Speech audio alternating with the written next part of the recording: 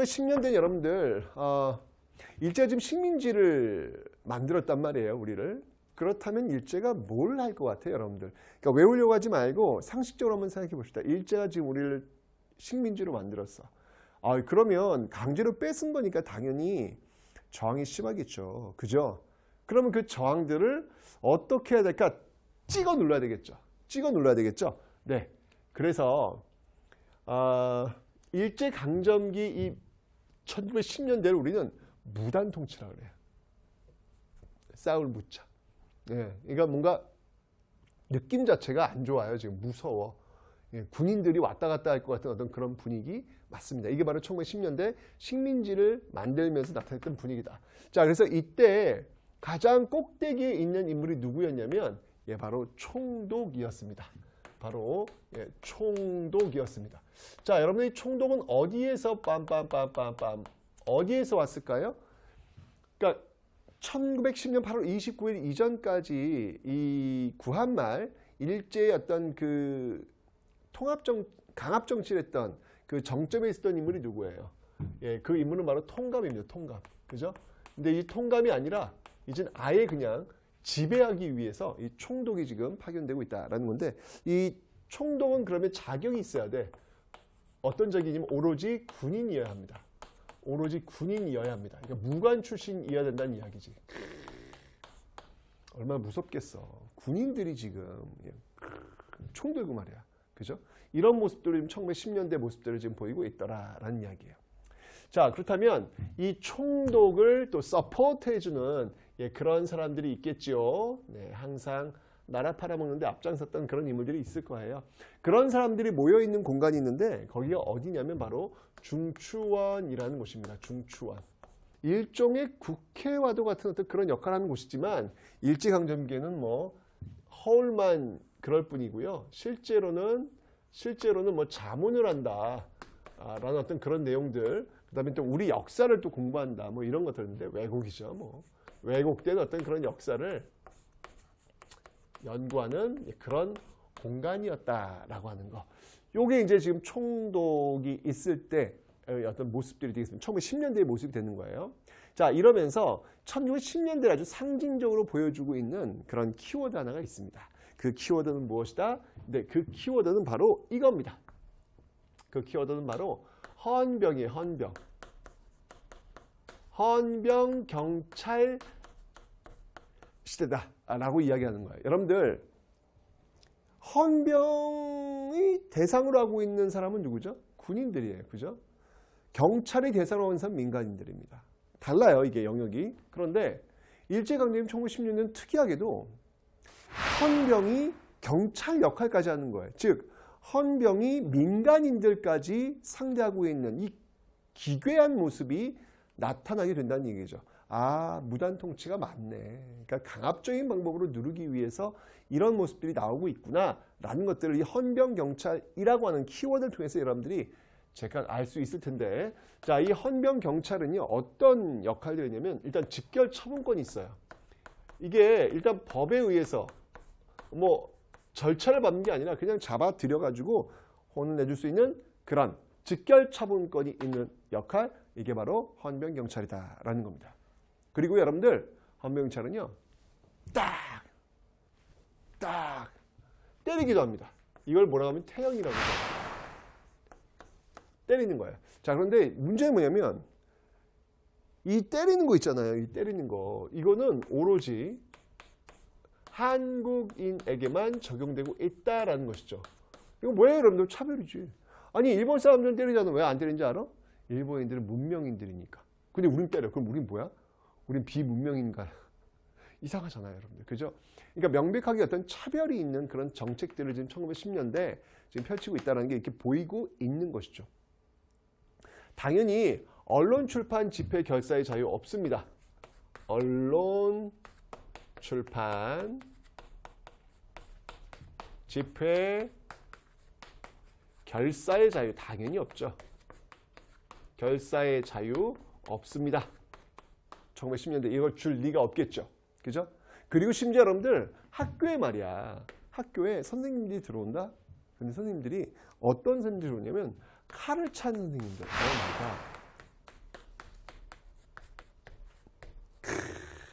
칼찬 교사의 모습들이 드러나는 거예요. 생각해봐요.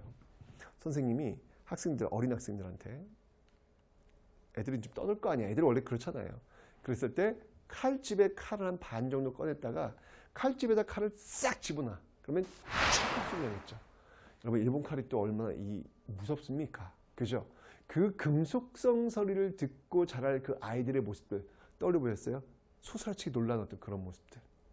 이건 뭐냐면 여러분들 어렸을 때의 트라우마가 되는 거야. 이 트라우마가 돼가지고 나중에 커서도 일본인들이 나타나면 왠지 모르게 움츠러들도록 만드는 것. 이런 효과를 가져올 수 있겠죠. 그죠? 1910년대 칼찬 교사는 바로 이런 어떤 효과를 줄 수도 있더라라는 얘기입니다. 그리고 여러분들 다 차별이야. 다 차별이야. 이 교육에서도요. 1610년대 차별이 보이고 있는데 그 대표적인 게 뭐냐면 학제를 한번 보자고요. 학제가 예를 들면 보통학교라면 지금 초등학교를 얘기하는 거예요. 보통학교가 한국에 있는 학생들은 몇 년이면 4년이에요. 4년. 그런데 일본인 학생들은요. 6년이에요. 6년. 뭐야 이게 지금. 명백히 차별이죠. 그죠? 이게 지금 1910년대 보이고 있는 모습들. 일제가 지금 식민지로 만들기 위한 그런 모습들을 지금 이런 식으로 지금 1910년대 세팅을 해놨구나 라는 걸 알 수 있습니다. 1910년대 정치였고요. 이번엔 경제를 볼게요. 자, 좋아요. 정책으로 막 강압적으로 찍어 눌러. 그럼 경제는 뭘 해야 될까? 경제적으로는 아니 지금 식민지 만들었으니까 제일 먼저 할 거면 식민지 땅 가져가는 거겠죠. 그죠?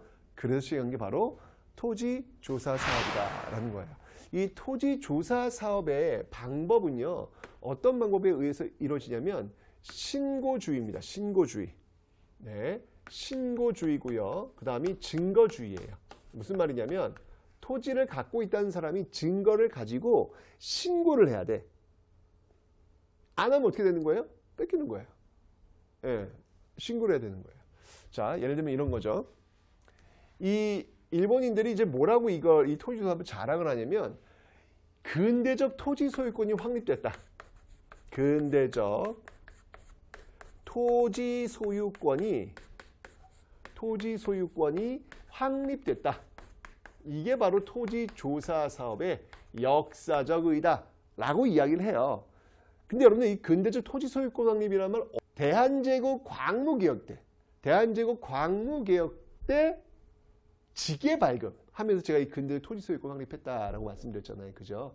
러일 전쟁이 벌어지면서 그게 흐지부지 됐고 이제 이 뒤에 이어서 이제 일제가 이런 식으로 토지 조사 사업을 통해서 바로 이 토지 소유권 문서화시키는 어떤 그런 작업을 해내고 있는 겁니다. 근데 진짜 목적은 뭐였냐면 이거예요. 일제가 지금 식민지 통치를 할 거 아니야. 그럼 통치 자금이 필요할 거 아니에요. 돈이 필요할 거 아니에요. 맞습니다. 바로 재정 확보.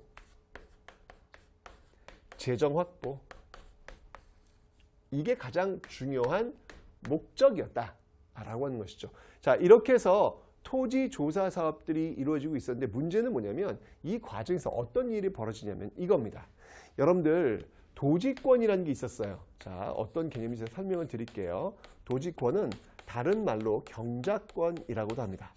경작권이라고도 하는데 이 도지권이 부정당합니다. 자, 이게 무슨 말인지 설명을 드릴게요, 제가.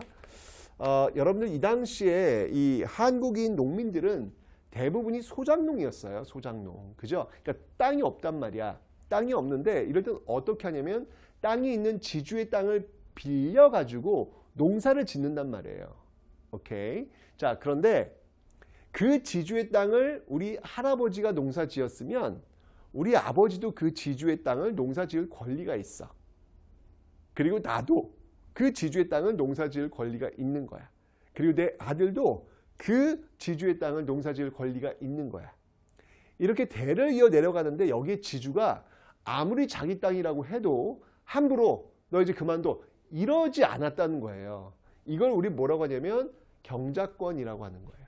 그 토지를 경작할 수 있는 권리, 소유주는 아니었지만 경작할 수 있는 권리가 있다는 얘기예요. 그런데 이 토지 조사 사업을 시행하는 과정에서 바로 이 토지공급 경작권이 부정이 돼요. 부정이 되니까 이 농민들이 어느 모습으로 전락을 하냐면 모두 다 계약제 농민으로 떨어지게 되는 계약제 농민으로 떨어지게 되는 이 숫자는 점점 많아지게 되는 것이죠. 이런 모습들이 지금 나타나게 되더라라고 하는 겁니다. 농민들의 생활은 1910년대 이 토지 조사 사업을 통해서 더욱더 열악해지고 있구나라고 하는 것을 여러분들 지금 눈치채셨을 겁니다. 또 있어요. 자, 1910년대 이게 일단 기본적으로 여러분들 일제가 지금 식민지를 만들어야 되니까 무수히 많은 법들을 만들어요. 무슨 령. 자, 어떤 령들이 있는지 한번 그 령들을 한번 살펴보도록 하죠. 자, 령. 이 령 중에서 대표적인 령이 있어요. 그 령이 뭐냐면 바로 회사령이라는 겁니다. 회사령. 느낌이 오시죠, 여러분들? 뭔가 회사를 세울 때 필요한 법령인가 보다라는 얘기를 생각이 드실 거예요. 맞습니다. 이 회사령의 핵심은 뭐냐면 회사를 세울 때 조선 총독이 허가를 해야 돼. 허가제. 자, 허가제니까 당연히 우리 민족자본이 회사 세우려면 허가를 내줄까 안 내줄까? 안 내주겠지. 그러니까 자연스럽게 민족자본은 타격을 입을 수밖에 없어요. 성장이 안 되는 거야. 야, 이 큰일 났네. 민족자본 분명히 구한 말에 메가텍 화폐 정리 사업으로 한번 타격이 입었는데 이제 일제강점기가 되니까 아주 회사 세우는 것 자체를 지금 봉쇄시키려는 이런 제도를 만들고 있네, 지금. 그죠? 자, 뿐만 아니라 여러분들 령 많아. 무슨 뭐 삼림령, 나무 베지 마라. 자기들이 가져가겠다는 이야기죠. 그 다음에 광업령, 아무나 채굴하지 마라. 왜? 자기들이 가져가야 되니까. 이런 무슨 령들을 계속 만들면서 일제의 어떤 그 식민지 경제 시스템 이런 것들을 좀 구축하고 있다라는 거. 이게 바로 1910년대의 모습이었습니다. 그랬군요. 1910년대 일제 통치가 시작되면서 1910년 8월 29일부터 이 경술 국제가 시작되면서 일제는 정치적으로 무단 통치, 헌병을 앞세운 무단 통치, 경제적으로는 토지 약탈에 앞서고 있는 모습들. 1910년대 아픈 시대의 모습이었는데 중요한 건 뭐냐면 일제가 이제 이 정책을 바꾸게 됩니다. 왜지? 왜 일제가 이렇게 착해졌지? 도대체 무슨 이유가 있길래 이들이 10여 년 동안 취했던 이 정책을 바꾼 것일까요? 그 이유를 한번 살펴보도록 하겠습니다.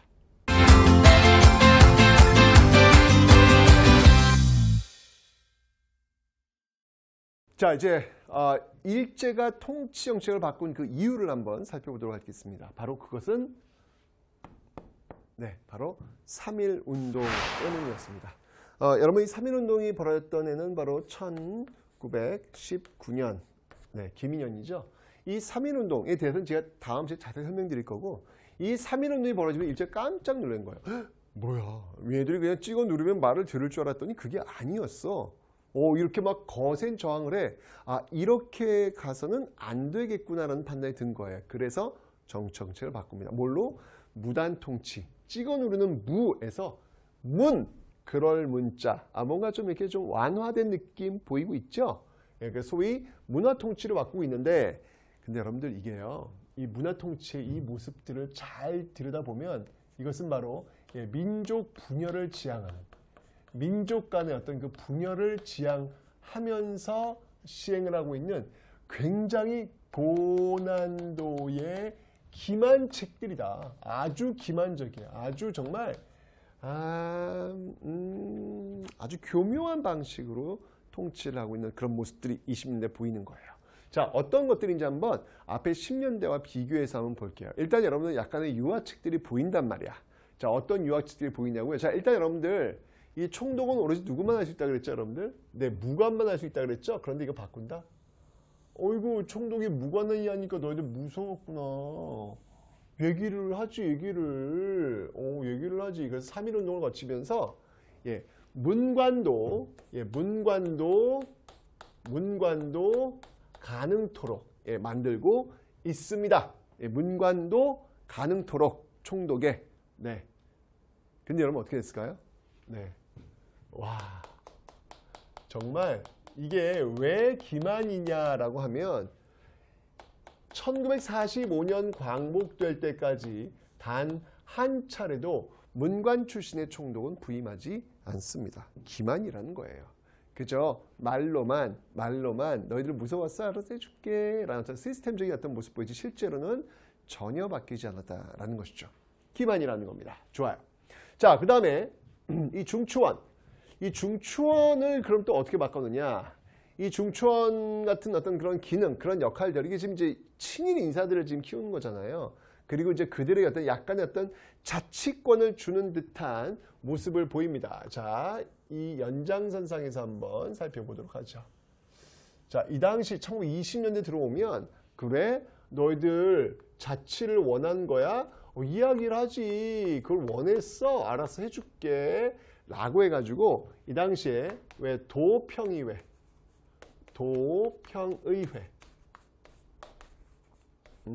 그 다음에 부면협의회 이런 것들을 만들어줘요. 그러니까 여러분들 왜 도, 부, 면 뭐 마을이나 도시 단위잖아요. 그죠? 인구수에 따라서 중요도에 따라서 그런 것들이 이제 부도 될 수 있고 면이 될 수 있는 건데 결론은 뭐예요? 지금 이게 다 어쨌거나 그 지역별로 모여서 회의할 수 있는 회의체를 만들어 주겠다라는 의미잖아요. 그죠? 근데 놀랍게도 이 도평의회 1920년대 만든 도평의회 부면회의는 여기 이제 적용할 수 있는 사람이 누구였냐면 일본 사람들. 뭐야 이게 지금 일본 사람들. 자치는 그럼 누구를 위한 자치야? 대부분의 일본 사람들을 위한 자치라는 것이지. 한 모습들을 보이고 있습니다. 좋아요. 다음, 저 중추원을 통해 가지고 여러분들 이 역사를 자꾸 왜곡한다라고 했는데 20년대 들어와서는 이게 더욱더 바락입니다.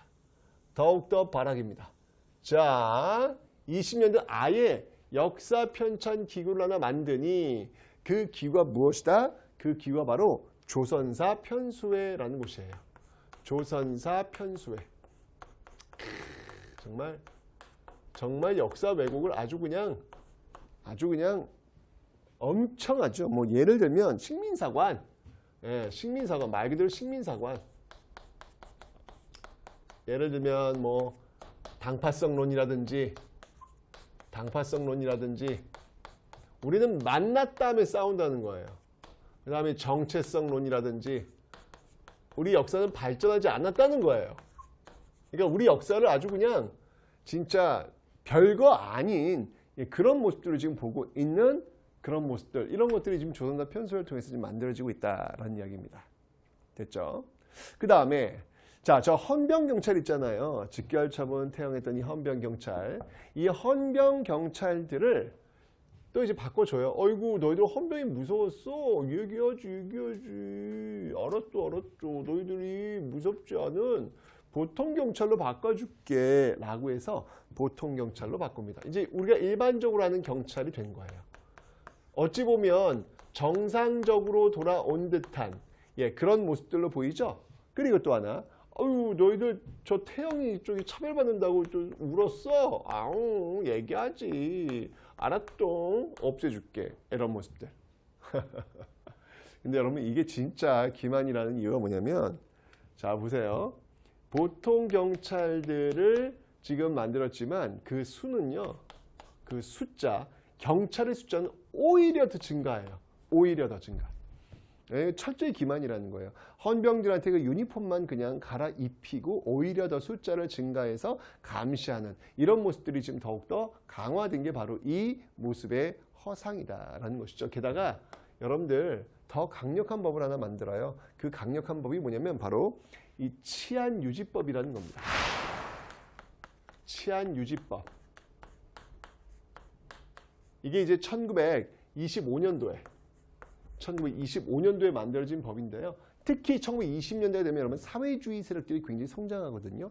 그 사회주의 세력들을 잡아들이는데 아주 앞장섰던 법이 바로 이 치안유지법이다 라고 할 수 있겠습니다. 이걸 만들어서 아주 혹독하게 이 체제에 저항했던 이런 사람들 잡아들이는 그런 역할들을 하고 있다. 그러니까 기만이라는 이야기예요. 지금 딱 봐도 지금 기만이잖아요. 그죠?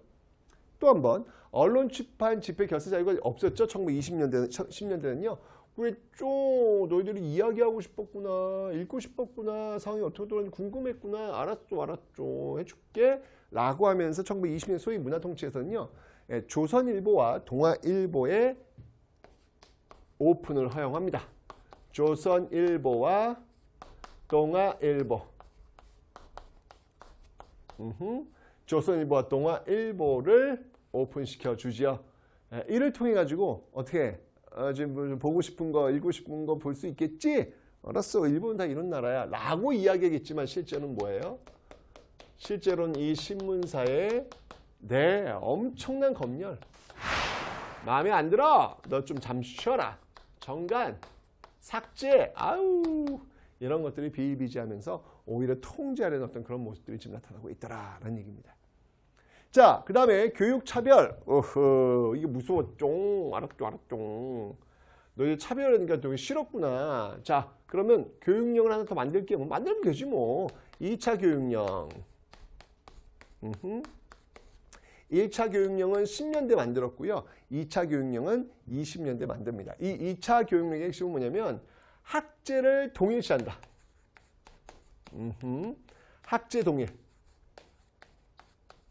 네, 그래서 한국과 일본이 같이 갈 수 있도록 한다라는 건데, 사실 이제 이런 것들에 힘입어서 나왔던 운동이 뭐냐면 바로 대학을 세우자라는 운동이었어요. 우리도 이제 똑같은 학제가 되니까 그럼 우리 애들도 이제 가서 고등교육을 받을 수 있도록 하자라는 거였는데, 네, 일제가 또 당연히 허용할 리가 없겠죠. 이것도 역시 기만이라는 거예요. 일제가 여러분들 그래서 세웠던 학교가 있죠. 그 학교가 바로 경성제국대학.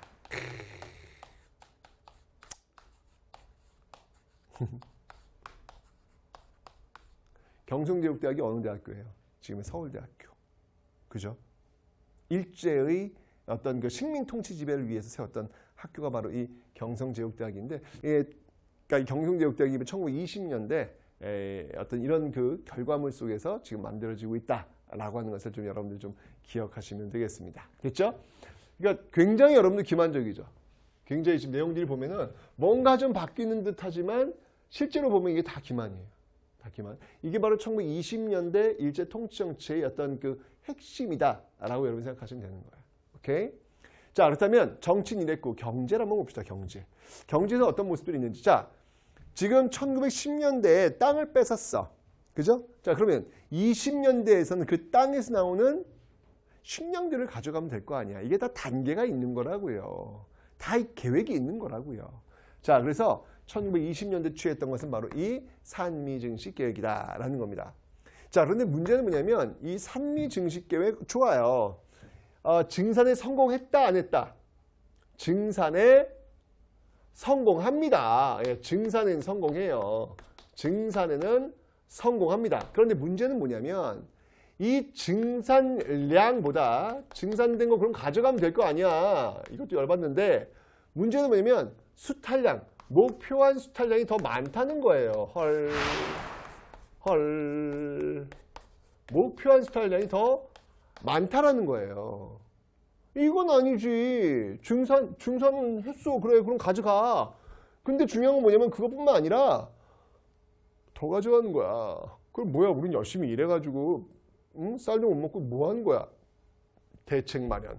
그 대책을 어떻게 하냐면, 야, 이것도 정말 그 대책을 바로 만주에서 아주 값싼 이 잡곡을 수입해 와서 이 문제를 해결하고 있더라.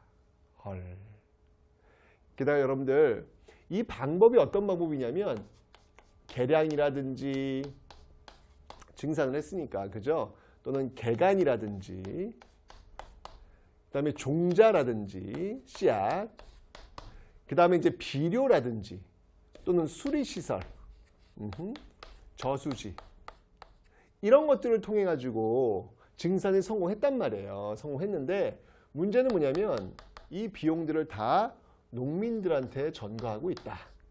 비용들을 농민들한테 전가하고 있다. 허허이, 큰일 났네. 큰일 났네. 농민들의 삶은 더욱더 어려워지겠구나라는 거. 그리고 여러분들 이 쌀, 오로지 우리나라는 이 쌀만을 가져가기 위한 그 기지로 전락해요. 그러니까 모두 다 쌀만 키워야 돼. 그 결과가 어떤 결과로 오냐면 쌀의 단작화 현상. 쌀만 키운다는 얘기예요. 다양성이 떨어졌다는 이야기야. 쌀의 단작화 현상, 그리고 쌀의 상품화 현상. 이런 모습들이 지금 나타나면서 농민들의 삶은 더욱더 어려워지게 되었다라고 하는 거. 이게 산미증식계획의 실체고 20년대 모습이다라는 겁니다. 또 있어요, 여러분들. 1920년대가 되면 여러분들 이 회사령 있잖아요. 이 회사령을 어떻게 하냐면 여기 지금 있죠. 이 회사령을 쭉 갑니다. 이 회사령을 폐지를 해요. 네, 이 회사령을 폐지합니다. 회사령 폐지. 5호. 이걸 회사령을 폐지하면서 이거를 신고제로 전환을 시켜요. 이제 누구나 다 회사를 세울 수 있도록 그냥 세우고 신고만 하면 돼. 허가 안 받아도 된다는 이야기야. 그럼 좋은 거 아닌가요? 이게 무슨 말이냐면 여러분 1910년대 왜 회사령을 제정했냐면 이런 이유가 있었어요. 아직 국내 일본 자본이 성숙하지 않은 거야. 그러니까 이 일본 자본이 외국으로 빠져나가는 것을 막을 필요가 있었던 거예요. 그래서 회사령이란 걸 만들어서 일본 자본이 이 조선에 들어오는 것을 막고자 하려는 그런 의지가 있었던 거예요. 물론 우리나라 민족 자본의 성장도 막으려고 했지만. 그런데 10년 동안 그 자본의 축적이 이루어져. 그러니까 돈을 좀 많이 벌었다는 이야기야, 쉽게 얘기하면. 많이 벌었으니까 이걸 투자를 해야 된단 말이에요. 이제 드디어 조선의 문을 열어주는 겁니다.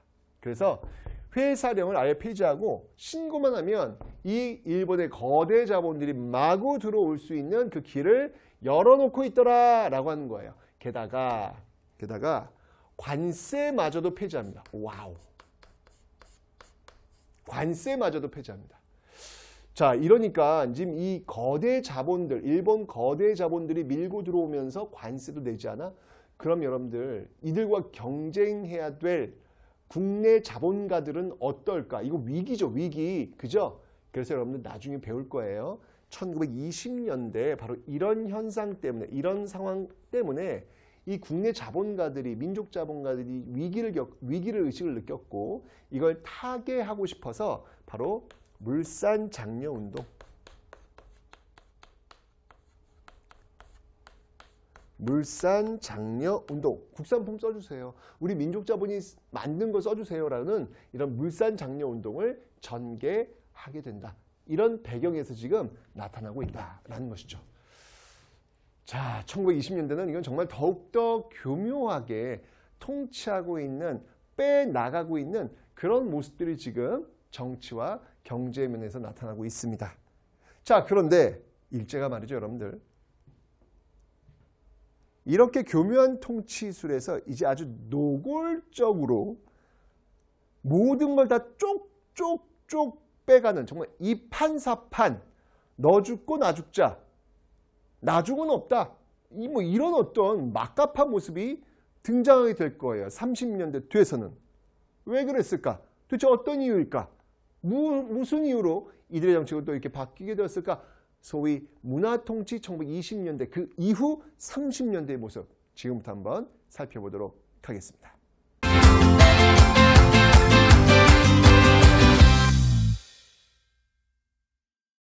1929년 이 세계에 큰일이 하나 벌어집니다. 그게 뭐냐면요, 바로 이 대공황이라는 사건입니다. 이 대공황은 뭐냐면요, 쉽게 얘기하면 이거예요. 이것은 바로 수요와 공급의 법칙이 깨져버린 것. 수요와 공급의 법칙이 깨져버린 사건. 30년 이후부터 이 일제는 정말 전쟁광이 돼요. 전쟁광. 전쟁을 계속해서 벌이게 되는데, 자, 어떤 전쟁들인지 한번 볼게요. 먼저 만주사변. 1931년도. 그 다음에 중일전쟁 1937년. 그 다음에 태평양 전쟁. 이건 지금 미국과의 전면전을 얘기하는 거잖아요, 지금. 그죠? 태평양 전쟁. 이게 바로 41년도에 전개하는 어떤 그런 모습들. 자, 이렇게 전쟁을 확대시켜 나가는데 지금 보세요. 지금 중국하고 해야 되죠. 미국하고 해야 되죠. 아니 지금 한 나라랑 싸우는 것도 버거울 텐데 지금 중국, 미국 이 큰 나라들과 지금 전면전을 벌이고 있는 거예요. 대단하긴 대단합니다, 진짜. 그죠? 이러니까 당연히 모자라죠. 군인도 모자라고 물자도 모자라고 다 모자란단 말이에요.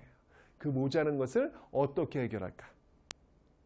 조선, 식민지, 조선에 있는 사람들, 조선에 있는 물자를 쫙 끌고 오는 것이죠.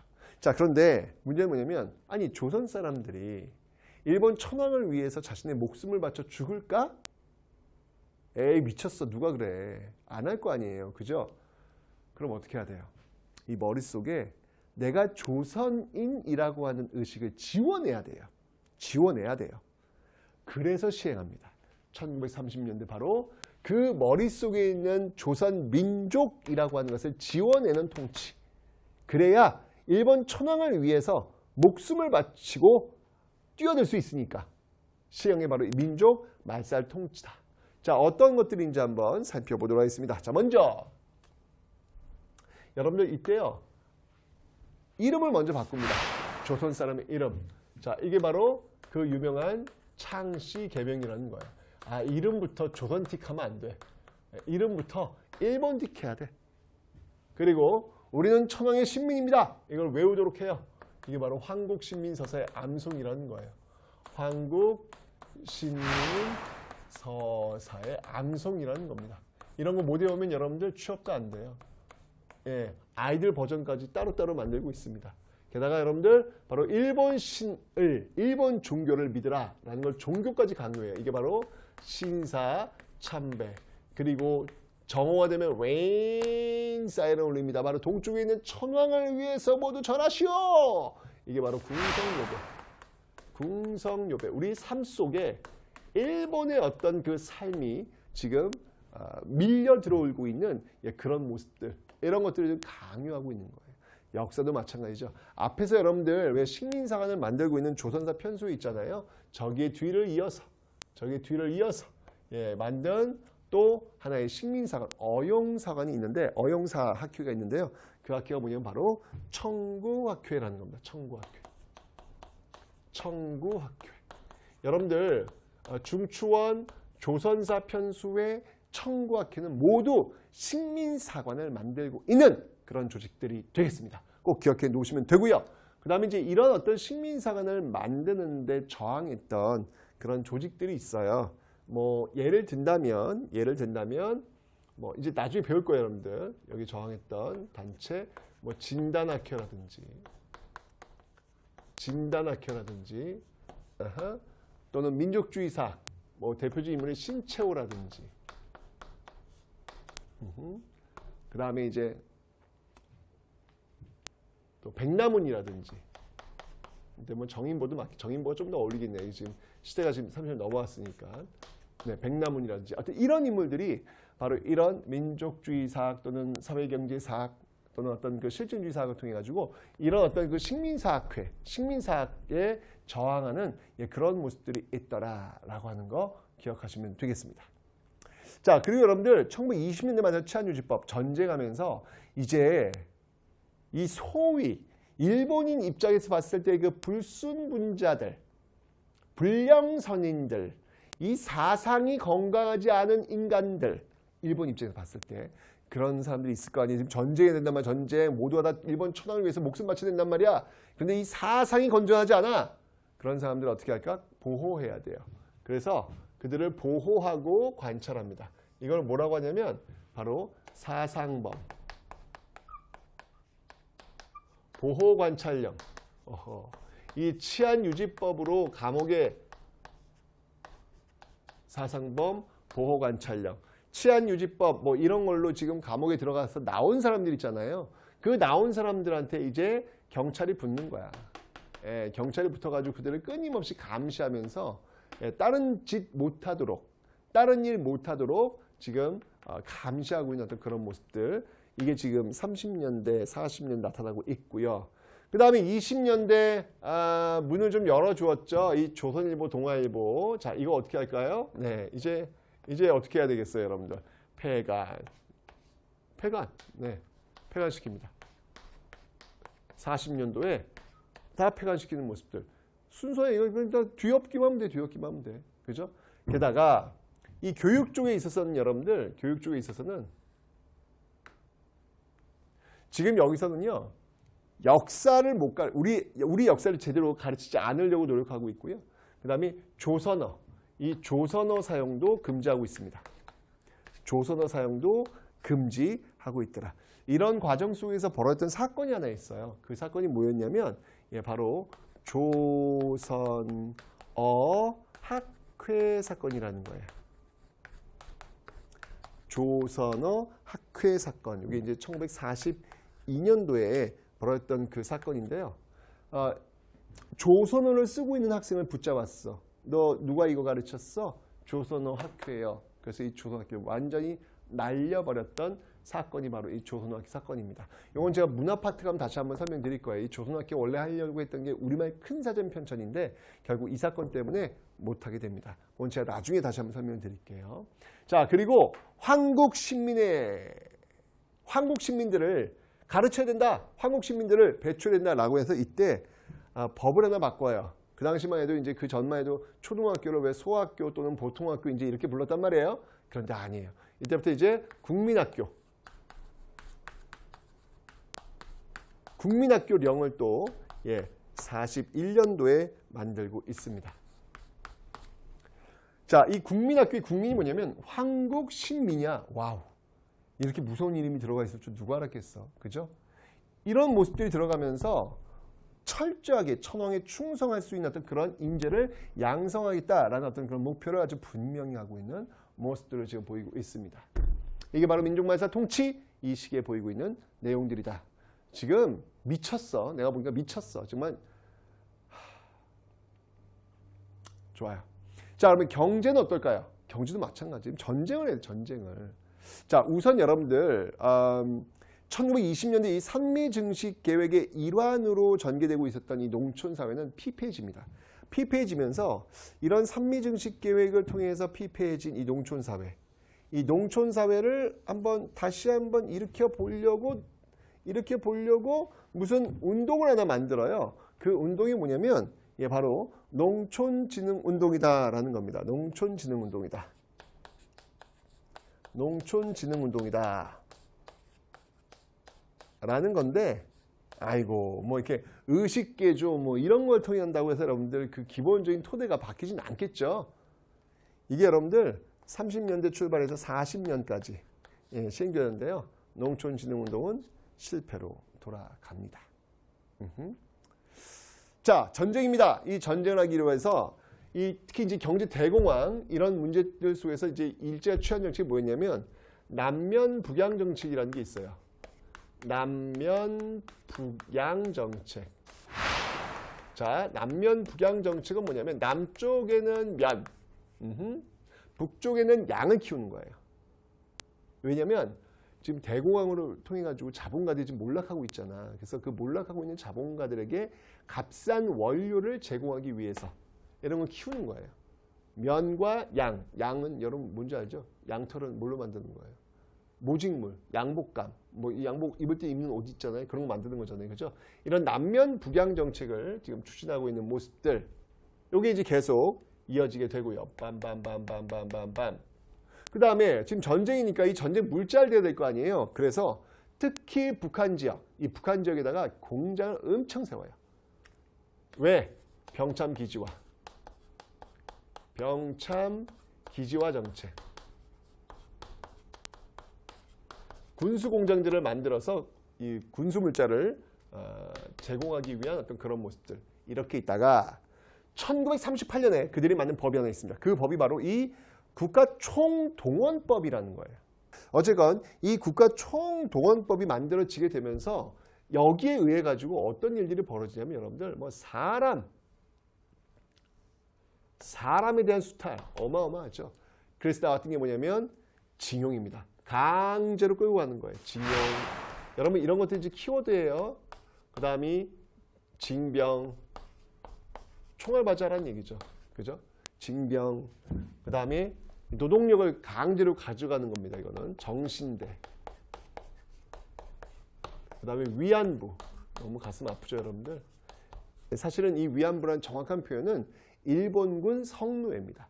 일본군 성노예. 이게 좀 정확한 그런 표현이 되겠습니다. 그 다음에 물자도 여러분들 엄청나게 물자도 엄청나게 약탈해 갑니다. 이 당시 여러분들 가장 중요한 키워드가 뭐냐면 다 가져가요. 다 일단 걷어가요. 공출이라고 그래요. 이걸. 그 다음에 배급을 하는 그런 모습들. 네. 일단 지금 물자가 부족하니까 싹 가져가는 거야. 싹 걷어가. 걷어간 다음에 그것을 나눠주는 배급의 형태. 이런 모습들이 지금 나타나고 있더라. 전쟁의 막바지에 이르게 되면서 중국하고 미국하고 싸우면서 버거움을 느꼈던 이 일제는 정말 이 식민지 조선의 모든 것을 그냥 빨대를 꽂아가지고 쪽쪽쪽 빨아들이듯이 왜곡된 어떤 그런 모습들을 지금 보이고 있다. 이게 바로 식민지라는 거예요. 이게 바로 식민지라는 겁니다, 여러분들. 나라가 망하면 이럴 수밖에 없는 거예요. 어떻게 뭐 우리가 어떻게 막아낼 수 있는 방법이 없는 것이죠. 자, 이렇게 여러분들 1910년대, 20년대, 30년대 일제의 정책들을 우리가 배워봤습니다. 자, 그렇다면 이런 일제의 정책에 맞서서 우리는 과연 어떤 모습으로 싸웠을까? 이걸 극복하기 위해서 우리는 과연 어떻게 저항했을까? 그 모습들 이제 다음 강의부터 한번 확인해 보도록 하겠습니다.